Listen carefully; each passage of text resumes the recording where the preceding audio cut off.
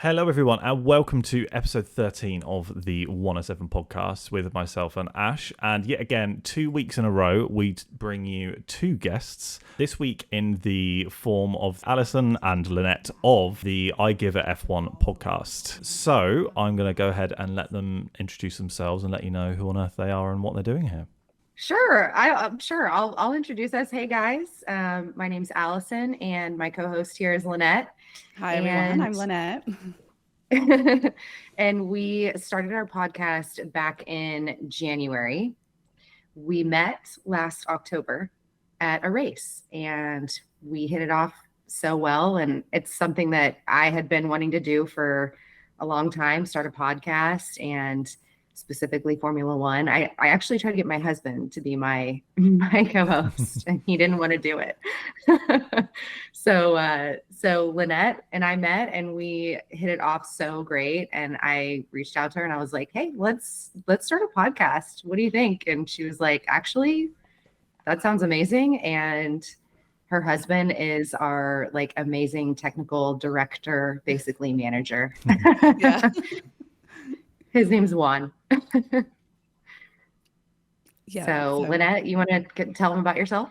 Yeah. So we met in Austin at the race last year, like she said, and I've been a fan of F1 for a long time already, and I had actually never like really thought of doing anything like that, or even like I would see social media pages of people posting like F1 memes or news and stuff. And I was like, oh, like that seems cool. But I was like, I don't know, like if I could do that like on my own, always coming up with content like that. And I wasn't really a podcast listener before this. Like Allison actually got me listening to podcasts because when she brought it up, I was like, oh yeah, that sounds great. And I was like, well, I've never really listened to podcasts. I might want to start. What the hell's going on? Yeah. See how that goes. But so I thought it was like a really cool idea, like a cool way to get into it without without having to just kind of do the same thing that the other accounts that I used to follow before, now that F1 is so much bigger here, like you're seeing a lot of this different content. So I thought that was a really cool idea that Allison Yeah, and had. Lynnette actually has a TikTok following. So she is amazing at content creation. And she has a TikTok that covers fashion and art history. So Nice. she studies a lot of like Renaissance art and the fashion that's in there and talks about it and where it came from and the history and all that.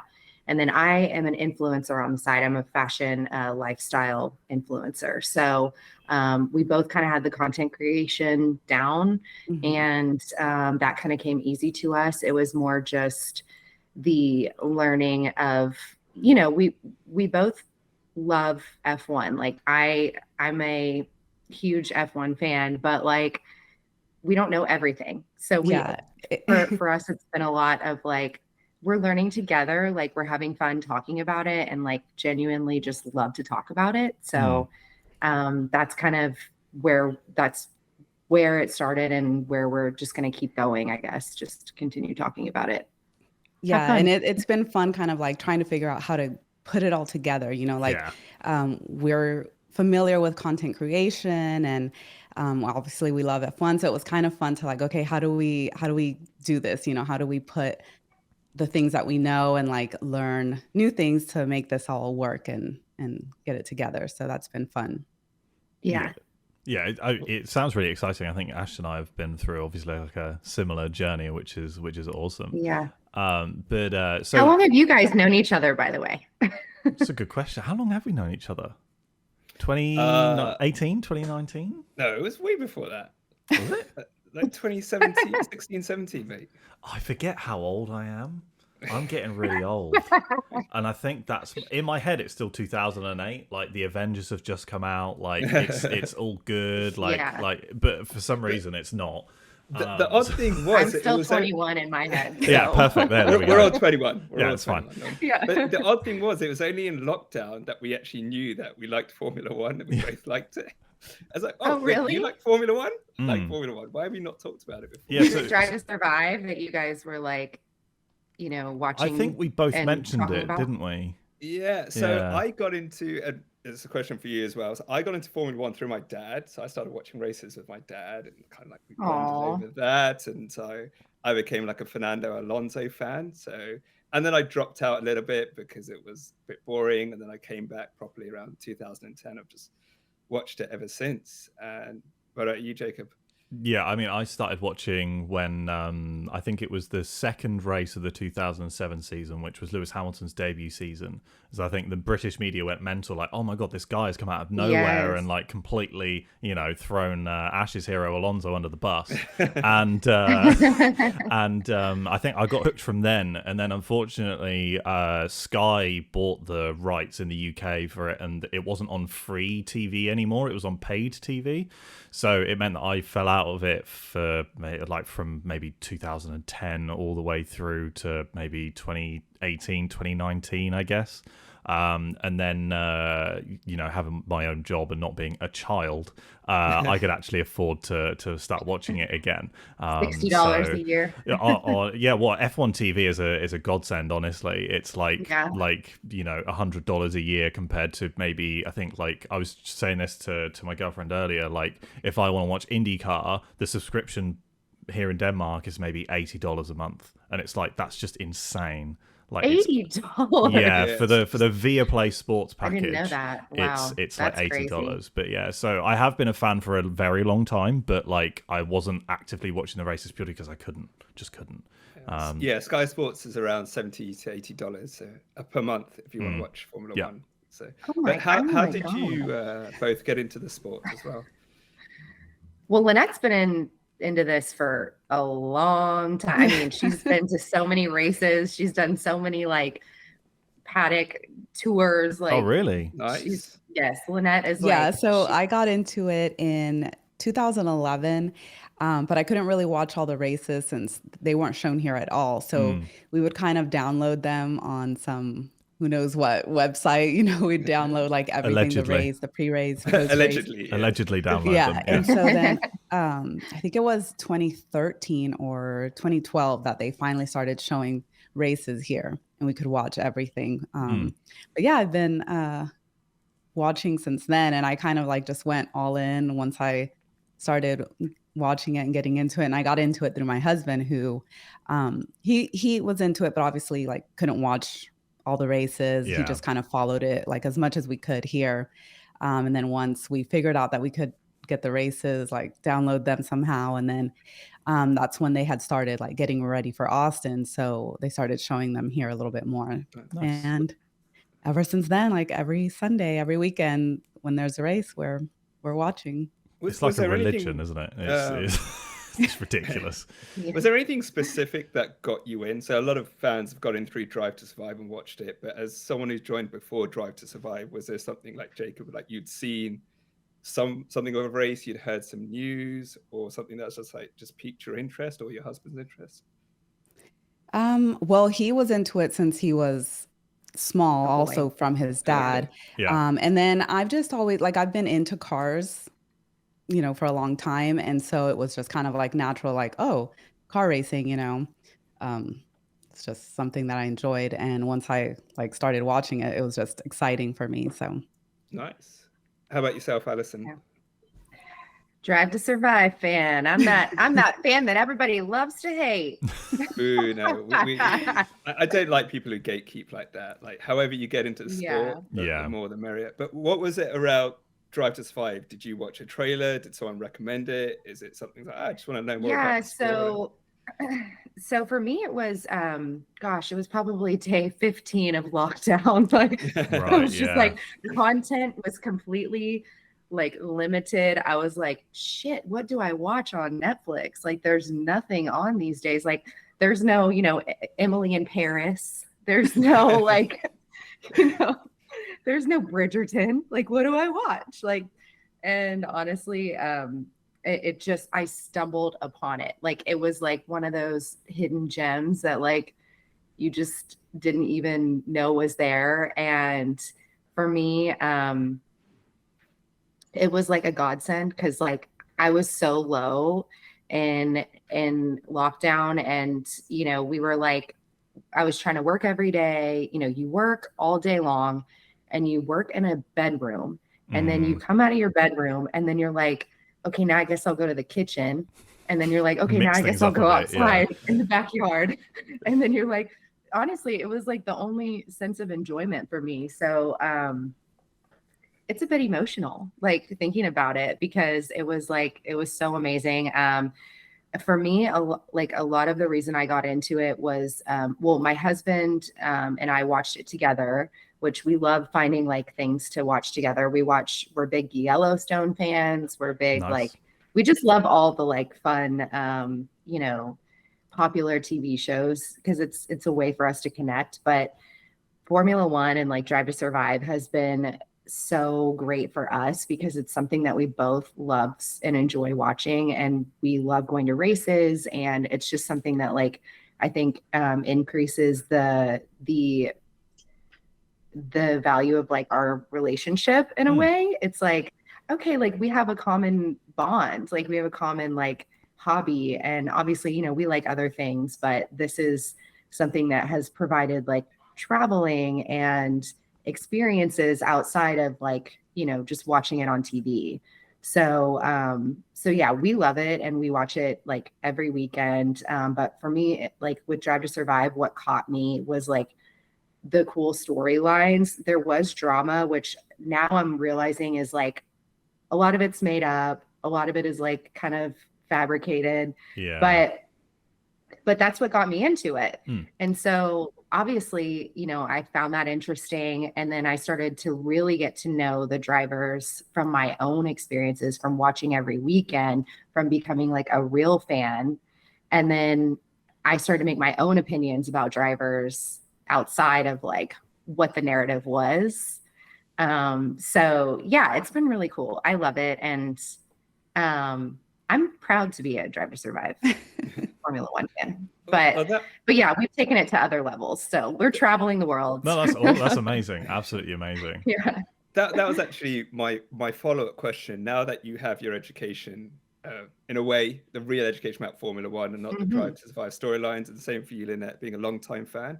What are your thoughts on the show now that you know, oh, this Carlos and Lando rivalry isn't actually a rivalry, or the fake driver radios that they use to kind of manipulate storylines? The fake driving sounds, like even the sounds of the cars. They might as well use the sound from the V12 engines at this point if they're gonna like mess around with it that much. Honestly, I've always described Formula One as a massive circus, and then occasionally they go racing, because it's about a lot of it's about what happens off track, and it's like there's no need to create those storylines and the drama when you go through a season and you see Abu Dhabi 2021 and Ferrari's woes and stuff like that. So what are your thoughts now that you kind of know a little bit more about the sport?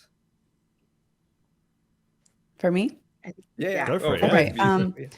Well, so since I had been watching before Drive to Survive, actually when Drive to Survive came out, it took me a while. Like I didn't watch it right away when it came out. Yeah. It took me a couple months, and I was like, because I was just like, oh, I didn't really like know what it was, right? I knew it was about F1, and we were like, okay, we'll watch like eventually. And then I remember I asked my dad if he had watched it, and he was like, oh yeah, I watched like this episode, like he watched it in random episodes. And so he was also kind of like confused, like, I don't know, it was like all about one driver, one track, you know, like, and so finally we were like, okay, let's watch it. And it was like, I thought the first season was okay. I don't like, it's funny because I watch it and I'm like, oh, how did like people get so into it from this, you know? And then I think like the second season I thought was a lot better. And then it kind of like just went a little too far off from like the reality after that. And so like, obviously I watch every season and all the episodes. But it's just, you could tell the difference for me, you know, it wasn't the same as everything that I had seen like throughout the season, because, you know, I had watched already. So I was like, wait, no, like that didn't happen, or they're exaggerating this, or they are like, make it kind of confusing, like going back and forth between the back and forth is so annoying. Tell me about it. Like we said before, like this is one of the if you were to fix 2 issues with Drive to Survive, one of them would be just do it chronologically. Like, just literally just do it. Like, why do we need to jump back and forth? Like, especially with this most recent season, we did not need 3 episodes about Silverstone. Why? Yeah. No. Like, why did we like? Or just take out the recaps, like take them out entirely and do something else. Like talk about like reserve drivers, talk about like F2, talk about just do like anything more behind the scenes or something. F1 like Academy. Like there's just so many other things that they could take this to. And they're not utilizing the following. I'll come back to F1 Academy because I have a couple of bones to pick with them, to be completely honest, and I'd like your opinion. But yeah, so you both obviously said that you've both been to a couple of races. What races had you been to? So my first one was Austin, of course, since it was here in Texas.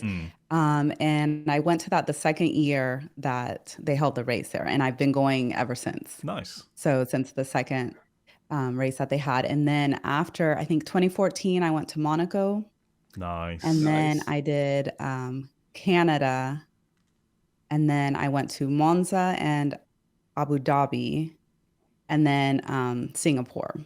Actually, I went to Abu Dhabi first, and then I went to Monza and Singapore the same year. So we did like back-to-back from Monza to Singapore. That's a lot as well. I want to be Lynnette one day. Yeah, and then 2020 we had Spain planned, and of course that didn't happen. So yeah, and we had Canada actually because I remember my sister came to visit. It was like June once everybody kind of was able to start traveling again, and I made her this basket, like a Canadian little welcome home basket, because she ended up just coming to Texas and not able to go to Canada. So yeah, but yeah, that's a shame. Those are the ones I've been to, and planning some more. Awesome. And then Allison, so I've been to Austin. Austin was my first one. So yeah, we've done Austin twice. And then last year we decided we wanted to go to Monza. So we did. Keep in mind, I've only been a fan for since 2020. So in the 3 years, I've been to 3 races. So that's good. Yeah, she's really good at that. You got started traveling quick. Yeah, and so we planned the Monza trip sort of out of the blue.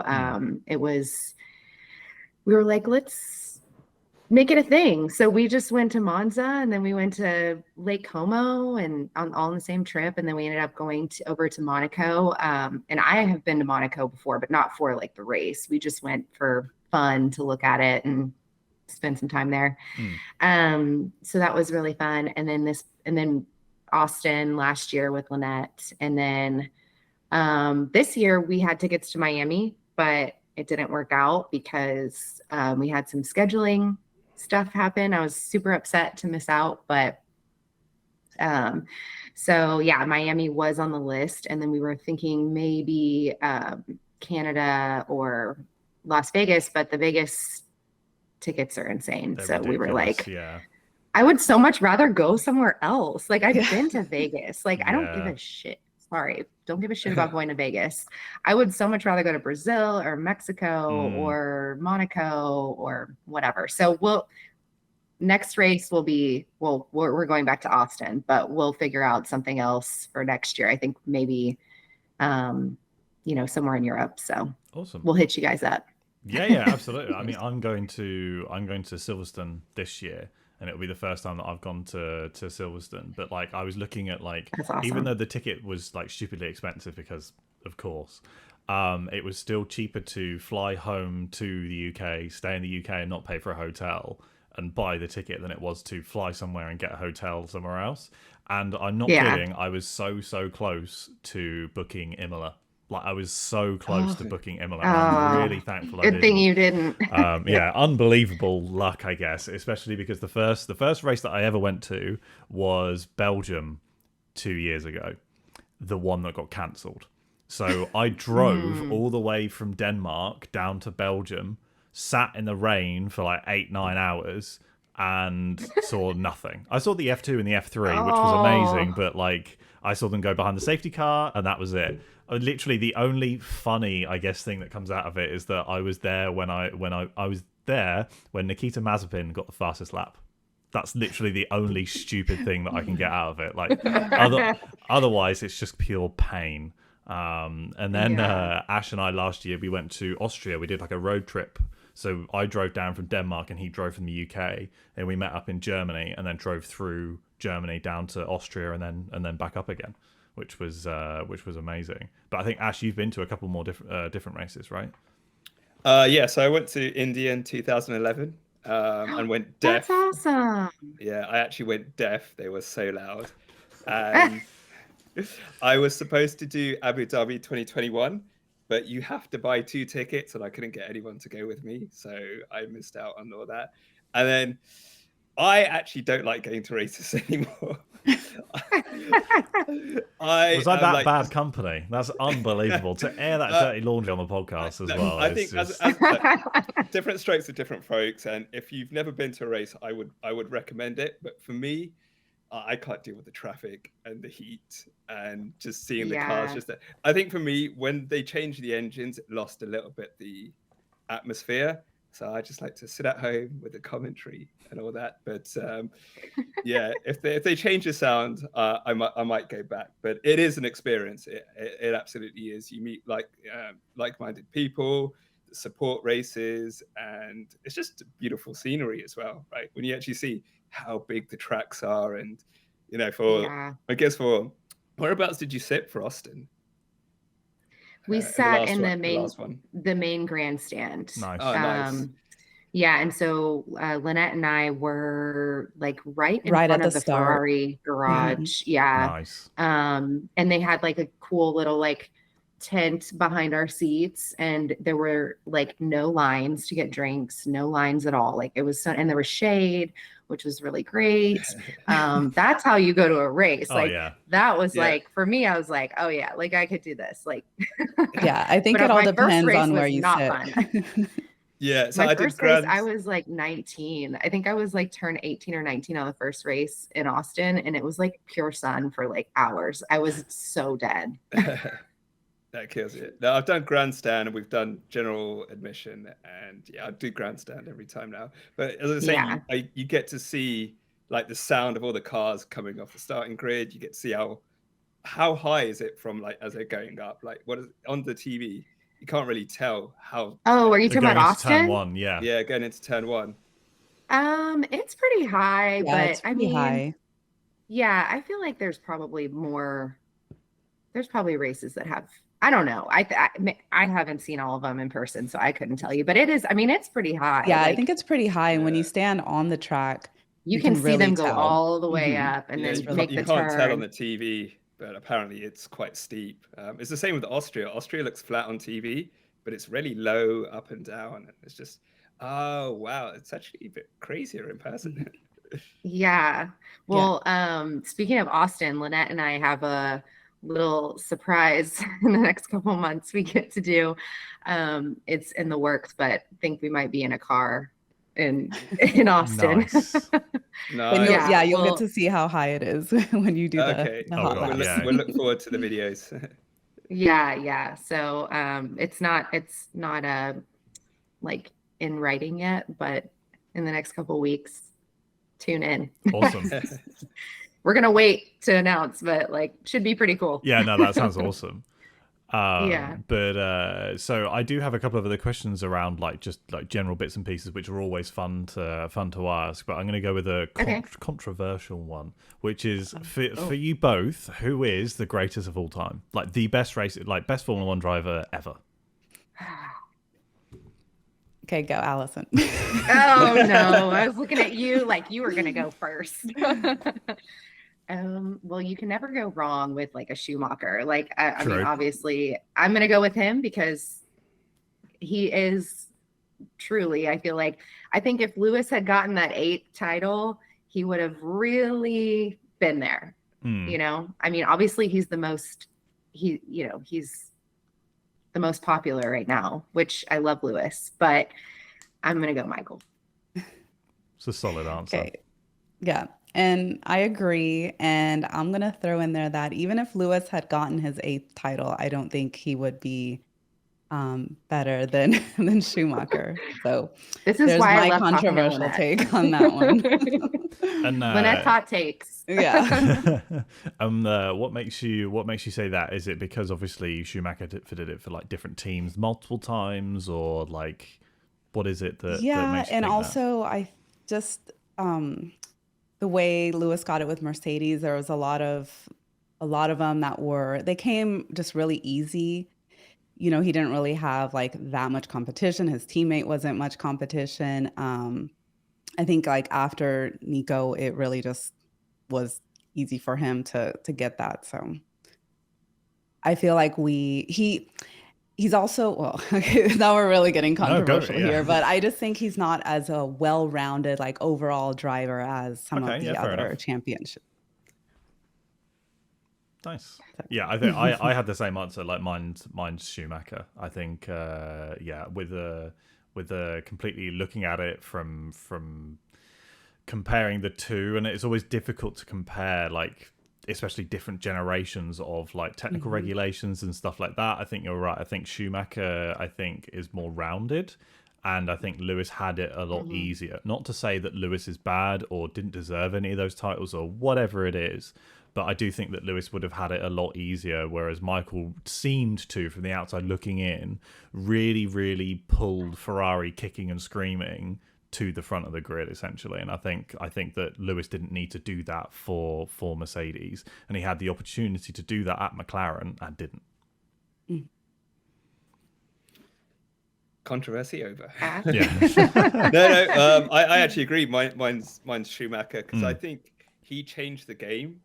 He he was truly dedicated to the sport. Not saying other drivers aren't, but to me, he's like the Michael Jordan, where it's like win at all costs, be better than everyone, that mindset. And like you said, I think the competition now, like Lewis, Nico challenged him a bit, but not that much. And it went down to the wire in 2016. Valtteri didn't challenge him. So I think with Schumacher, like he had, Fernando Alonso coming up, he had Mika Hakkinen, he had Damon Hill.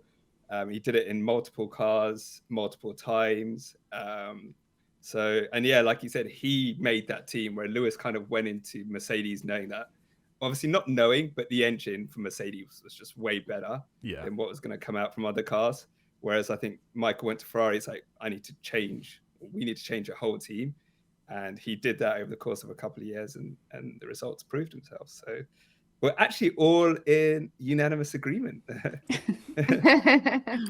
Turns out we all crazy. have great taste. So that's your go. Who's your favorite driver or drivers right now on the grid? We saw this question. I know. So one of the, I'll answer, Lynnette. So one of the things that we have withheld on our podcast is telling people who our favorites are. Okay. We don't want to come off as biased, although enough. I'm sure it comes through from time to time. But I can tell you a driver who I love that has definitely come up in my book since starting. He isn't my favorite, but Yuki Tsunoda is a gem of a man. And I will tell you, 100%. he is the short king of all kings. I love him. He can clean like any street he wants to, and I'll just, it's literally like, I cannot even believe that like he did that. Like it just shows to me like the genuine character and just the absolute like sweetheart that he is. Like, and I feel bad. Lynnette like knows I was giving him so much crap at the beginning of the season. He's come a long way this year, I think. I was like, oh, he's out for sure. Just wait. And I was like, okay, but actually like he's doing amazing. So we're really proud of Yuki. He is way up there in my book. Not my favorite driver, and not my favorite team, but we'll disclose it at some point. Yeah, that's fair enough. It's, I think Yuki's definitely like grabbed the bull by the horns this year for sure. And for context, for listeners who might not know, Yuki was out helping with like flood relief sort of help, like cleaning up streets and stuff like that, cleaning up like the towns in and around the flooded areas this week in Imola, which is just incredible. I know that a couple of other drivers have helped out, and like people have donated and stuff like that. And I know obviously he was in like, I say, the right place at the right time to help out. But I don't think there was any expectation that he would or should, but he did anyway, which is just phenomenal. And nobody understands that type of flooding like us, because we live in Houston. Houston is a hurricane zone. Yeah. We have seen so many hurricanes in our time, so many lives lost, so many homes damaged, so many lives ruined, like financially. And to see somebody who can really just like get their hands dirty, and he wasn't looking for anything from that. He was just like, let's get out there and help. And I thought that was really, really amazing. And had that been a Formula One driver in my town, I would be like, you're my favorite. I For me, it's more about like character. And I told Lynnette, like a lot of what my favorite driver has is like character outside of racing, sure, while also being a good driver. Yeah. So for me, you have to be like a well-rounded human being. Like you have to be an amazing driver while also being a good person and have a good backstory. So like for me, that's exactly what I feel like Yuki is showing, all of those traits. So yeah. And how about you, Lynnette? Lynnette, you want to tell us one of your favorites? Okay, so one of my favorites is Fernando Alonso. And I've just always thought he's a really great driver, probably one of the best drivers. And I really like this year how he's kind of like proven that, he's been around for so long. He left for a while and now he's back, and just kind of shown like, look, this is what I've been able to do all the time. And I just like that about him. Yeah, I think he's and I also like just that he owns it. Like he knows he's a great driver. He knows that he knows what he can do. And also it's not just like about the driving. Like he's always thinking ahead. He's thinking of just overall everything that needs to be done while out there. It's not just, I'm a good driver. Give me a good car and I'll win. It's a lot more than that. Yeah, I think he's had some like questionable career moves in the past, and this one seems to have worked out incredibly well for him, which is amazing to see for sure.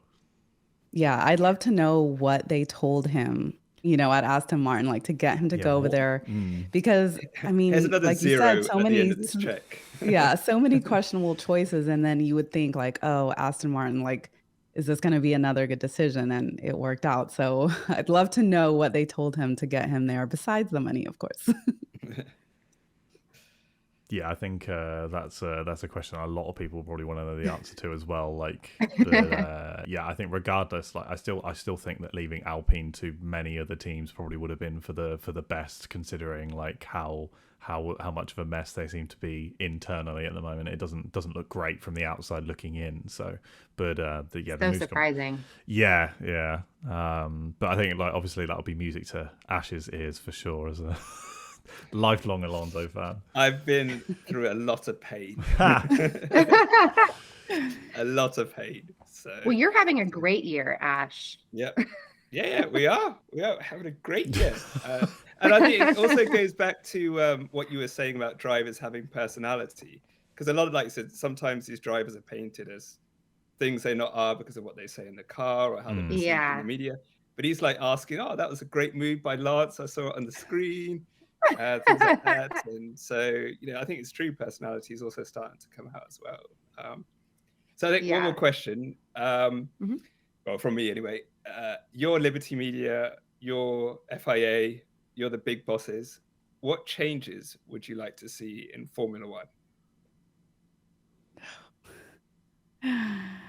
Well, it's a big question. It could be anything from having another drive to survive or changing how qualifying is. But what would you like to see changed in Formula One that would make it better? Either on or I feel off like the track? they're trying to do too many changes right now, and all throughout the season. Like instead of just being consistent, like this season, this is what we're going to do and we're going to stick to it. I just feel like there's just too many changes. They're constantly trying to change qualifying. They're trying to change, like the sprint races, adding sprint races. I'm not a fan of that.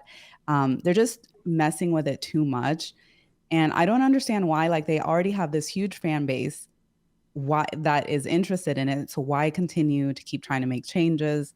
Like, I think that would just turn people off because there's no consistency in everything. They're like, oh, well, when I started watching, this is how things were going. And then the next year, now it's totally different and this and that. So I think that the changes need to stop and they just need to stick with what works. Also, I think they need to stop trying to make it such a show, such a like spectacle, and focus on the racing, on the 100%. drivers instead of everything else. And what else? I think that's it. That's a and great focus answer. just on making good races. That's it. Great answer. How about yourself, Yeah, Allison? I agree with Lynnette 100%. I also think that unfortunately, like as time has gone on, they're trying to put too much emphasis on the like American marketplace. And for me, like as an American, I love being able to travel to other places, not America. So them trying to like capitalize on this like American I guess viewership is frustrating for me. Because I just feel like we don't need any more races. Like we're good.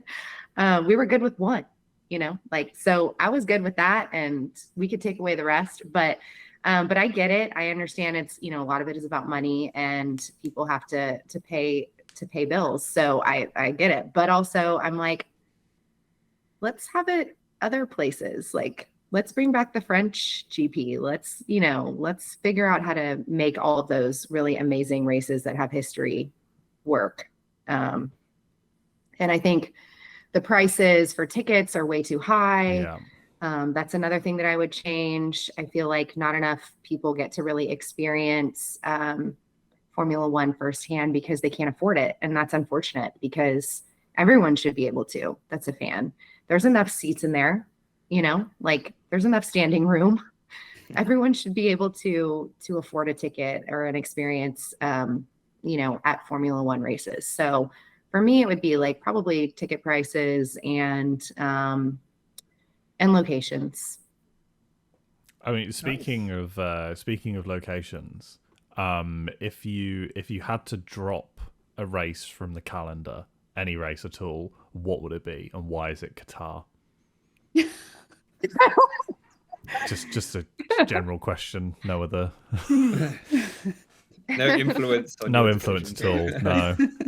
No, but if you had to drop a race, and if you want to, if there's a race you want to chuck in there, like South Africa or maybe even the new circuit in Hungary, what race would you drop and what would you add?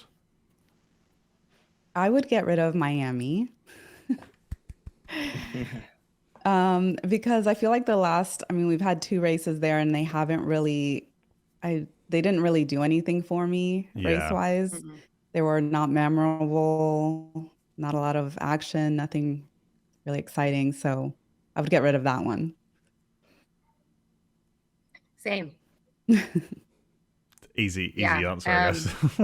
Yeah. Well, for me, it's like Miami's a parking lot.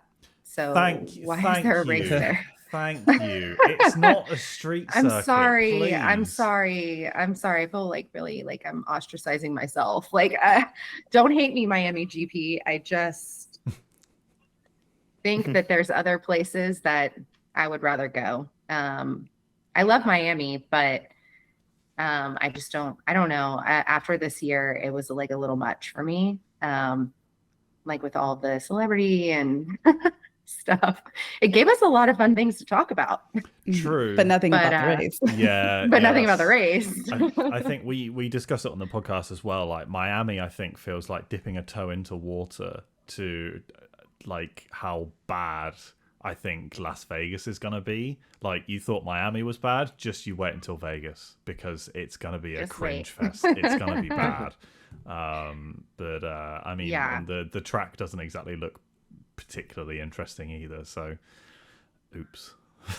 Yeah, we'll see. I'm sure I was talking to Lynnette about this after the Miami race. We agree that we feel like Miami and Vegas are going to be kind of competing for that showmanship. Sure. Which race is going to have the most glitz and glam and celeb and money and all of that. So yeah, we'll take Austin. Yeah, fingers crossed. Austin is the most interesting GP for sure.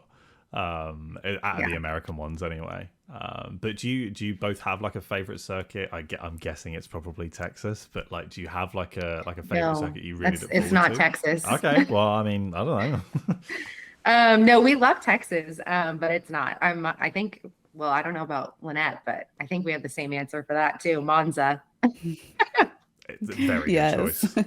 Yeah, Nice. Monza. And you know, I always wonder because I've always gone to Austin, so I wonder like if I was at home watching Austin, would I like it as much as I do watching it, you know, because I'm there. So, but yeah, I like Austin because I'm there and I have fun, but track wise, I love Monza. I got to see like in person how fast the cars are. For one of the days I sat like right at the Parabolica, and it was Nice. just like insane to see. Like, Yeah. I mean, the TV does not do it justice seeing like No, it how doesn't. fast they take that turn and like the grip that they have. It's like, you know, when they say it's like they're on rails, like literally that's what it's like. So it's really exciting. And sitting under the Ferrari flag and just being a that's part of that Oh, culture, yeah. like it's just so cool. Like we were both in the main grandstand, like separate times, separate years, didn't know each Mhm. other yet. Yeah, and it but was right at the same spot. same spot. Yeah. So we were kind of destined to meet. Mhm. But yeah, that Ferrari flag, that was really cool because it's just like it's a vibe that is like none other. And I wish Austin had like a home team so that we could fly some really cool flags in the stands. But yeah, Yeah, they have a Haas Monza. Hill, Yeah, do but you it's not? never really, you know, gotten to that level. Yeah, I was going to say, do you not Maybe eventually. consider Haas like a home team? Yeah. Not really. No.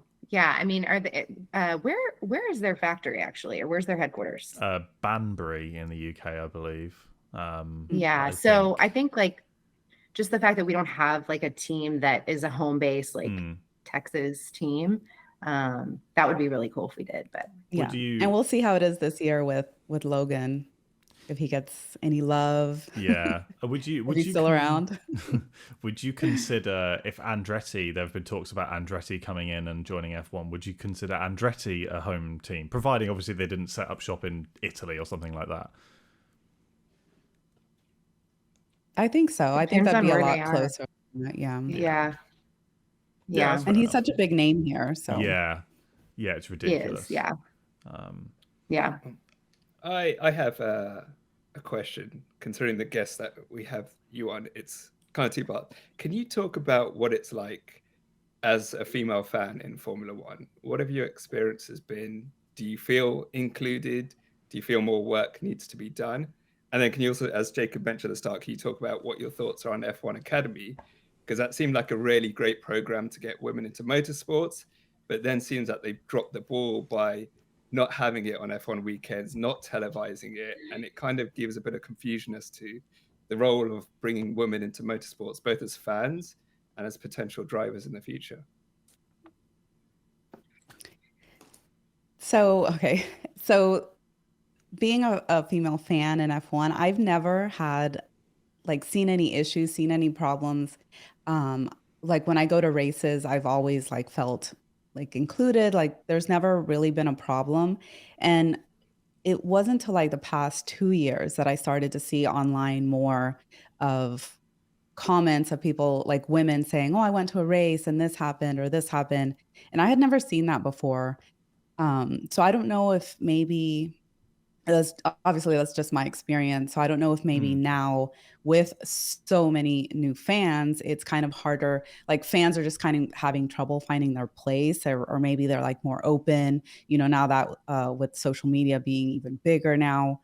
And maybe, you know, people are having issues with that, but I've never had a problem like feeling included or watching something. I mean, when I started watching, we had Susie Wolf with Williams. So I never went in thinking like, oh, this isn't inclusive to women, because we had Claire Williams as the principal for Williams. We had Susie Wolf, and there was women on Sky Sports all the time. So I never really saw that like lack of women in the sport for me. No, that's really good. And how about you, Allison? Well, I honestly, same with Lynnette. Like, I haven't had any sort of like negative experiences at the races. I think as we've kind of entered into this sports media world, now that we have a podcast, on the content creation side, I do feel as though we get a little bit more pushback from male followers on how much we know or what our knowledge is on Formula One. Like, they do get really picky about the things that we post, where I feel like if it was a guy posting it, they probably wouldn't be as like, ridiculous.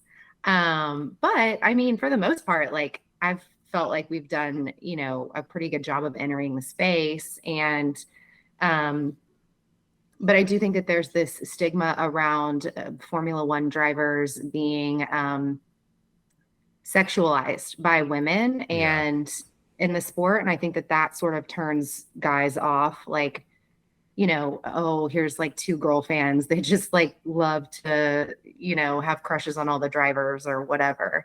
And so I think that that's the initial thought when women come into Formula One is like, oh, like, which driver do you like? Yeah, do you like on? Leclerc or do you like Gasly? Which one is it? Because it has to be one of them. Type thing. Yeah, it's really stupid. So, and it is what it is. Like, we're married women. Like, we're good. Like, we're not looking for that. We actually really do like enjoy the racing and like talking about it, and we watch religiously. I think if we were, just in it for like, a little like crush or a little like, rom-com thing, it would have died out by now. But yeah, I mean, I think for sure, like, I've seen some pushback more on like the social media side of things, with the content creation, but we're just trying our best. Like, we tell our followers, like, learn with us. Like, you have questions, we don't know the answer, we'll try to figure it out,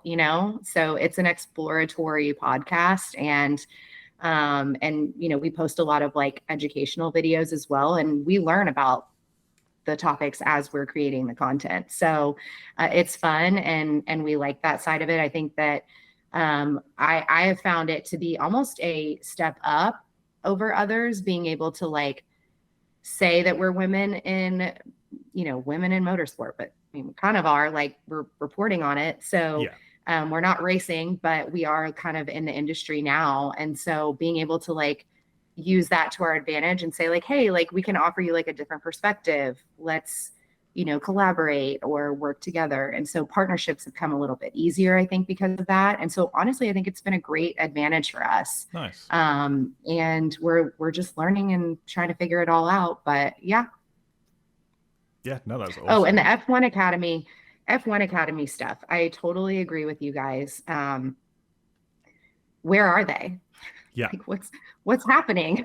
Exactly. I've seen I mean, we obviously see it on our feeds because we scroll through and like see the news. But other than that, like, I don't see any of the races. As an average viewer, I don't think anybody even knows what's going on or has heard, they probably just heard that original announcement about the Academy, and then that's it. Now what? It's a huge I think it's easier to be. Yeah, it's easier to be like in content creation, media, marketing as a woman, as a racer. Yeah. And one of the things, like, I don't want, like, it feels kind of forced, like Formula One's like, well, we have to do this, to make people happy. And to me, it's like, you either do it right or don't do it at all. I don't want to feel like, oh, let's have these girls in here because they're women and, so they can drive and people will be happy. Like, no, I want a woman to be in there because she deserves merit. She's good. Yeah. And, not just, we had to do this, which is what it's feeling.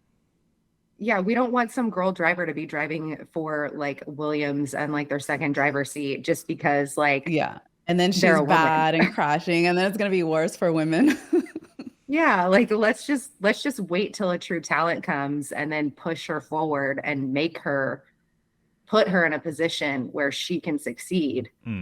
That's what I want to see. I don't need a whole academy to prove to me that women can drive. Find the best woman driver out there and see if she can compete on a serious level and give her a good car, decent car. You are both absolutely bang on. Like it's incredible how F1 Academy seems to have almost gone about it like the complete wrong way, in all honesty. Like I think in their defense, I believe through rumors and stuff like that, there was an issue in terms of rights for the broadcasting of F1 Academy with my personal favorite company in the world, Sky.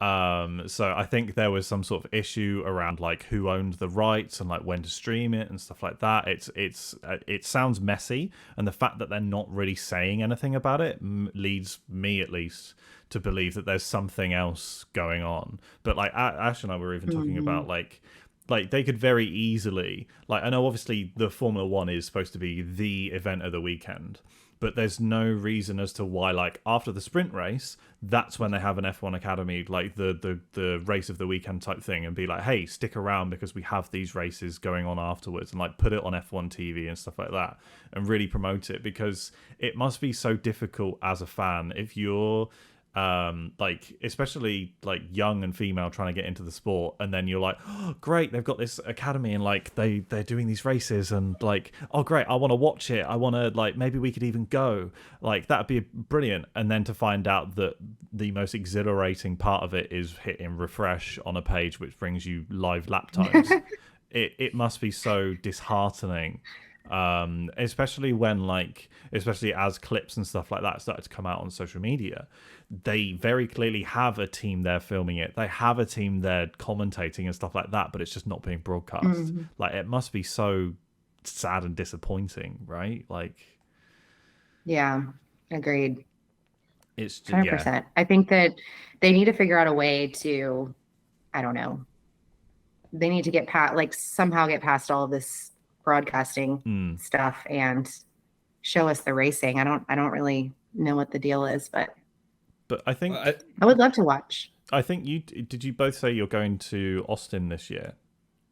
Yeah. So one good thing I think is that, as far as I'm aware, is that the final race of their season is at Austin at the same weekend as the Formula One. So I think both I'd love to watch that. Yeah, I think both of you will actually have the opportunity to watch it live in person, which is amazing. Like the actual season finale, and we might even get like I don't know whether or not they're calling it like a world champion or something like that, but like an F1 Academy champion, or I don't know the name of it because this is the first year we've done it. But like you might even get to see them crowned there and then, which would be amazing. Like in your hometown, essentially, like seeing your first ever. That should be a really, really awesome thing to experience. I believe that's what the plan is. I'm not 100% sure, but that should be amazing. Yeah, we've been following I've been following a couple of the drivers. What is it? Ellie Mae is one of them. Is that her name? She seems like a really great driver. There's another driver there that she reminds me of Kim Kardashian. Have y'all seen her? Do you know who I'm talking about? I don't know her name, but she has like beautiful features, and she looks to me exactly like Kim Kardashian. Every time I see her, I'm like, Kim? Is that you? Is it Kim in a car? Like, don't tell me she's doing this. But yeah, but I think Ellie Mae is one of them, and she's pretty good. I'm just trying to see if I can find her. I think also, while you look for that, a big problem is just how hard it is to get into Formula One. Yeah. You've got to start young. Now you have to have money and sponsors as well. So a lot of talent just simply cannot afford to get into Formula One. And I think Formula One should be working on something and I think they are. I think they've got some programs in place to make it lower the barrier for entry, to allow more talent to come in. And like you said, no, exactly. Could be the Oh, next I'm sorry. George. I don't know why I said. Did I say Ellie? I Yes. meant Abby. Abby. Abby Pulling. Jake has been googling Ellie Mae. Yeah, I'm like, who the hell is this woman? Like, I've completely May. lost her. No. Yes. No, Abby Pulling. Abby Pulling. She's British, Yes. right? She is, yes. And she was in British F4, apparently. I'm literally reading it off screen. I had no idea before. Yeah. But she was in British F4. But yes. Yeah, one of the recent races, something was wrong and she got like penalized. She was, I think, like pole position or something, and then ended up getting taken away from her because she had some issues with the car. Like they didn't, there were like some parts on the car that were not installed properly, or I don't know, something happened. But I was like, oh, I started like, I get kind of weird on Instagram where I just start scrolling through people's stuff and I'm like, oh wow, she's really cool. And like watching all of her history in F1 Academy. But yeah, she seems really like a fun character to follow. So But that just kind of shows you how they're not really doing a good job of getting them out there. I mean, if we're all kind of like, oh, I don't know, who's this, who's that. You have to actually go in there and find them yourselves, search through their posts, to get all this information. And that's that we're, following all this news and we still don't know very much about them. So imagine just your average viewer, like they have no idea probably this is even going on. Yeah. True. Yeah, I think I like in all honesty, like before F1 Academy, I had no idea who any of these people were, and like I've especially recently this year I've tried to like get into F2 a little bit more as well, and you've got like Behrman in F2 who's just completely destroying it. It's insane. Yeah, and Ollie. Ollie, but yes, exactly. And like I'd love to do the same for F1 Academy, but it's just not even there. But like it is also nice to see like Sophia, I cannot pronounce her last name correctly at all. Floresh, yeah, who's in F3. Especially coming back from like she had like a massive crash. I don't know how aware you two are of her, but she had a massive crash like in like, was it Singapore or something like that? And like, so seeing her come back from that was absolutely insane. Like, I think she broke her back and stuff like that. It was mental.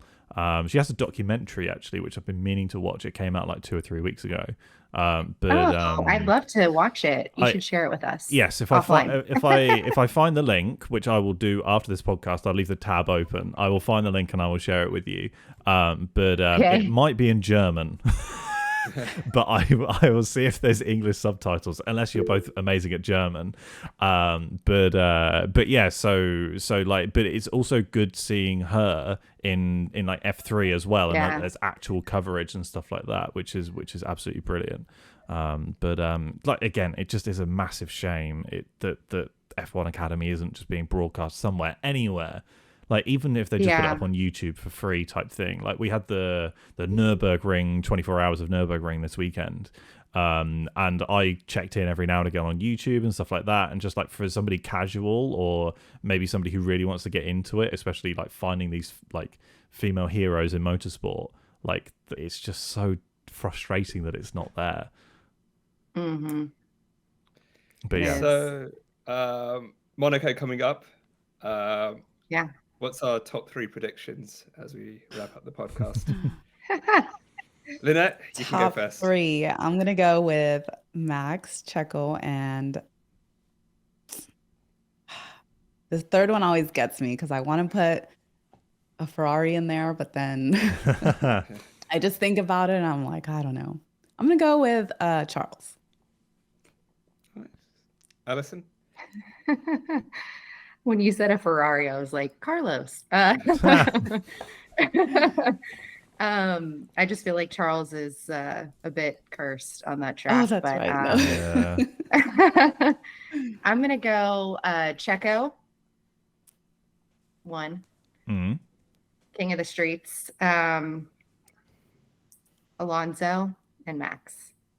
Nice. Okay. That'll be interesting. That'd be really good. I don't know. It'll probably be Max. But yeah, I gotta mix it up. Like I gotta mix it up. Yeah, it's just so annoying. This absolute freak of nature just keeps winning. It's I know. Yeah, I think Max, but this is one of the only chances that Aston Martin have to win. and I really desperately want an Alonso win this year, like really badly. So I think this could be the chance to do it. So I really want Alonso P1, and then I'm going to go Max P2, and then Charles P3. Nice. That's what I'm going to go for. I feel like that curse has to end at some point, right? Like, please, for the love. Please just end the curse. How about you, the quali Ash? king. So, I mean, he could end up like P1 and quali, and then like, it is hard to overtake. So, like, who knows? Look at Baku. Yeah. Like P1 sprint race qualifying. So, yeah, he can do it. He could. Yeah. He could. What about you, Ash?